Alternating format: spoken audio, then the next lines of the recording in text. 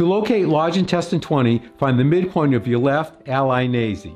The ali nasi is the flare at the end of your nose. Right over here. The midpoint is right here. Now, move to the left till you come to the nasolabial groove.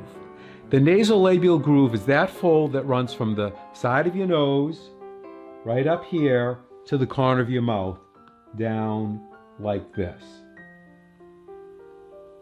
This is the midpoint of the ali nasi, and this is where it intersects with the nasolabial groove.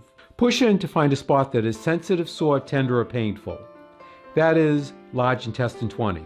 Activate large intestine 20 by rubbing the area quickly 5 times. Take a break for a count of 5 and repeat 4 more times. It might look like this.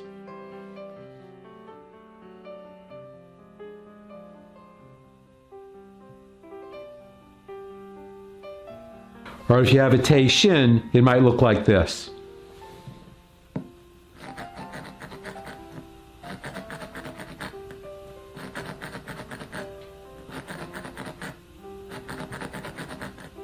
Now find large intestine 20 on your right side and repeat.